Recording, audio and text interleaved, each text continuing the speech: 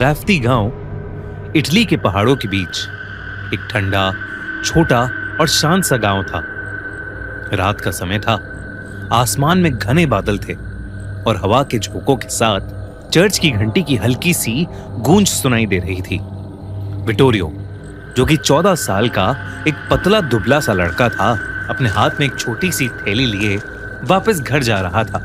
गांव के एक दुकानदार से ब्रेड और थोड़ा चीज खरीदकर रास्ता बिल्कुल सुनसान था। तभी उसे अपने पीछे से किसी के चलने की आवाज आई। वो आवाज सुनते ही उसके कदम रुक गए। उसे महसूस हुआ कि जैसे कोई उसके पीछे खड़ा सांस ले रहा है, शायद कोई लंबा चौड़ा आदमी। विटोरियो ने पलटकर देखा, पर वहां कोई नहीं था। लेकिन फिर आसमान में एकदम से बिजली चमकी और उस बिजली में, उस सुनसान रास्ते पर उसे एक आदमी खड़ा हुआ दिखा। अलग अलग सड़ते हुए शरीरों के टुकड़ों से बना, अलग अलग जगह से तारें निकली हुई और सड़ते हुए मांस की बदबू से भरा वो मॉन्स्टर वहीं खड़ा हंस रहा था। हाथ में एक जानवर का आधा सड़ चुका शरीर, जिसके पास से कॉपर के तार निकले हुए थे, अपने हाथ में लिए। ये देखकर विटोरियो का गला सूख गया। उसने कुछ नहीं सोचा, बस वहां से भाग गया। पर कुछ दूर जाते ही उसे महसूस हुआ कि जैसे वो मॉन्स्टर उसके पीछे भाग रहा है। विटोरियो और तेजी से भागता रहा और चर्च के पास पहुंचकर जब उसने पीछे मुड़कर देखा तो वो मॉन्स्टर सड़क के किनारे से अंधेरे में कहीं गायब हो गया। विटोरियो भागकर अपने चाचा एरन के घर पहुंचा, जहां वो कुछ दिनों से रह रहा था। दरअसल 2 महीने पहले उसके माँ बाप की डेथ हो गई थी। उनकी मौत को लोग एक्सीडेंट कहकर टाल देते थे, पर विटोरियो जानता था कि उन्हें उसी मॉन्स्टर ने मारा था। उनके शरीर मिलने पर उनके साथ कॉपर के तार, एसिड के दाग और बिजली के जले निशान मिले थे। विटोरियो तब से चुप था। उसके चाचा, एक पुराने सर्जन, अक्सर कहते थे कि विटोरियो के माँ बाप कुछ ऐसे एक्सपेरिमेंट्स कर रहे थे जो दुनिया के नेचुरल लॉस के खिलाफ थे। विटोरियो उस मॉन्स्टर से बहुत घबराया हुआ रहता था। एक रात विटोरियो अपने कमरे में सो रहा था जब अचानक उसे बहुत ठंड लगने लगी। उसके कमरे में एक तेज हवा का झोंका आया। जब विटोरियो ने देखा तो उसकी खिड़की खुली हुई थी। पर यह अजीब था, क्योंकि वो रोज रात में खिड़की बंद करके सोता था। वो जैसे ही खिड़की को बंद करने उठा, उसे एक लंबे चौड़े आदमी की परछाई दिखी। बाहर अचानक से तेज बारिश शुरू हो गई और बिजली कड़कने लगी। उस कड़कती बिजली में वो भयानक मॉन्स्टर उसे फिर से दिखा। इस बार उसके हाथ में विटोरियो के माँ बाप के कटे हुए सर थे। ये देखते ही विटोरियो की चीख निकल गई और वो भागकर अपने अंकल एरन के पास गया। लेकिन जब वो कमरे में आए तो उन्हें कुछ नहीं दिखा।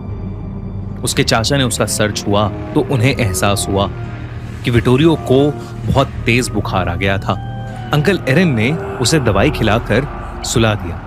पर अगली सुबह जब विटोरियो की आंख खुली तो उसने देखा कि उसके कमरे के बाहर छोटे छोटे जानवरों की लाश पड़ी है, जिनके अलग अलग हिस्से एक दूसरे से जुड़े हुए हैं और सबके शरीर में इलेक्ट्रिसिटी शॉक्स के दाग हैं।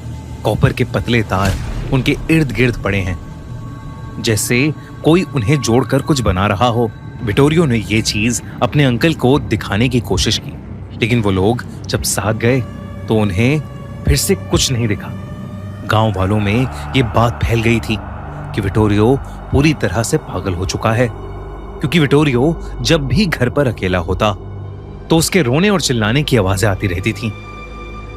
इतना ही नहीं, बल्कि विटोरियो लोगों से सिर्फ उसी मॉन्स्टर के बारे में बात करता रहता था। कई बार तो वो हाथ में मरे हुए जानवर लेता हुआ घूमता और अपनी जान के लिए मदद मांगता हुआ मिलता।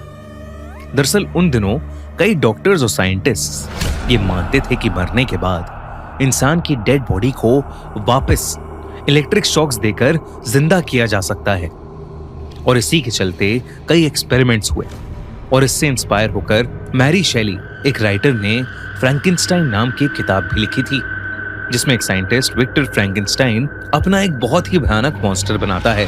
विटोरियो के माँ बाप भी साइंटिस्ट थे और डॉक्टर्स को यह लगता था कि अपने माँ बाप की मौत को विटोरियो फ्रैंकेनस्टाइन मॉन्स्टर की कहानी से जोड़ रहा है और उसे सच समझ रहा है। सब लोग विटोरियो का मजाक उड़ाने लगे थे, इतना कि विटोरियो ने घर के बाहर जाना ही बंद कर दिया। ना स्कूल, ना प्लेग्राउंड, ना किसी और के घर, बस वो अपने अंकल के घर सबसे छुपकर रहने लगा था। पर अंकल एरिन को उसकी बातों पर यकीन था। उन्होंने फाइनली एक रात उसे अपने पास बिठा के सब सच बताया। उन्होंने बताया कि उसके माँ बाप सच में एक डेड बॉडी को जिंदा करने का ही एक्सपेरिमेंट कर रहे थे, जो गलत हो गया। जिस बॉडी पर वो एक्सपेरिमेंट कर रहे थे वो अलग अलग लोगों के बॉडी पार्ट से जोड़कर बनाई गई थी। उन्हीं में से जिस इंसान का सर वो यूज कर रहे थे उसकी बहुत भयानक मौत हुई थी। विटोरियो के माँ बाप के किसी एक्सपेरिमेंट में वो जलकर मर गया था, बस उसका चेहरा बच गया था। उसकी मौत के बाद से विटोरियो की माँ को उसकी आत्मा अपने पूरे घर में दिखने लगी थी और उस भयानक आत्मा ने उसी डेड बॉडी पर कब्जा कर लिया जो विटोरियो के माँ बाप ने अपने फाइनल एक्सपेरिमेंट के लिए बनाई थी। अपना बदला लेने के लिए उस आत्मा ने उस भयानक शरीर की मदद से विटोरियो के मॉम डैड को मार डाला। विटोरियो के अंकल उसे ये बता ही रहे थे कि तभी उनके घर के अंदर सारी लाइट्स अचानक से फ्लिकर करने लगी। घर के सारे खिड़की दरवाजों पर जोर जोर से ठक ठक होने लगी और देखते ही देखते वो अपने आप ही खुल पड़े। साथ ही सारी लाइट्स अचानक से बंद हो गईं। पूरे घर में अंधेरा हो गया था और बहुत तेज ठंडी हवा का झोंका उनके घर में घुस आया।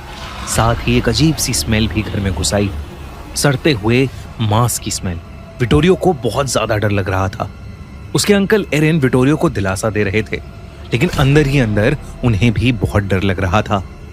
उन्होंने किसी तरह अंधेरे में एक कैंडल ढूंढी, उसे जलाया, पर विटोरियो को उस कैंडल की रोशनी में कुछ बहुत ही दिल दहला देने वाला नजर आया।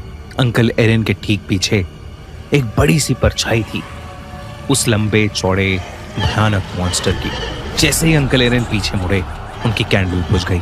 उन्होंने फिर से वो कैंडल जलाई, पर इस बार उनके रोंगटे खड़े हो गए, क्योंकि अब उस रोशनी में पहली बार वो उस खौफनाक मॉन्स्टर को देख रहे थे। वो उनके सामने खड़ा था, वही आधा जला हुआ चेहरा, कॉपर के तारों से जुड़ा उसका शरीर और उसके हाथ से ऐसे टपक रहा था।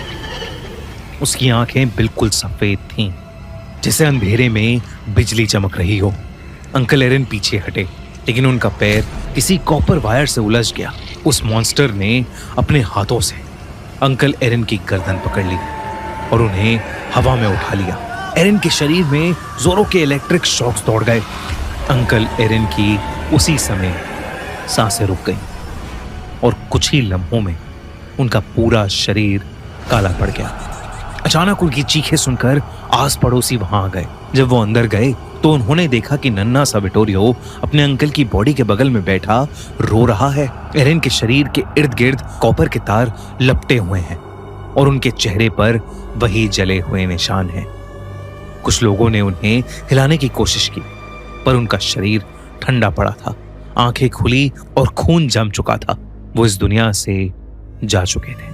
वो मॉन्स्टर कहीं नहीं दिख रहा था, लेकिन एरिन की हालत देखकर वो लोग समझ गए कि शायद विटोरियो आखिरकार उस मॉन्स्टर के बारे में सच ही बोल रहा था। इस इंसिडेंट के बाद विटोरियो को राफ्ती विलेज से बहुत दूर फ्रांस के एक बोर्डिंग स्कूल में भेज दिया गया, पर उसके जाने के बाद भी मौतों का सिलसिला रुका नहीं। कभी कोई जानवर जला हुआ मिलता तो कभी कोई इंसान, और हर जगह कॉपर के तार। धीरे धीरे लोगों ने उस एरिया को छोड़ दिया, पर आज भी शायद वो मॉन्स्टर, शायद वो फ्रैंकेनस्टाइन उसी विलेज के, उसी गांव के आसपास भटक रहा है।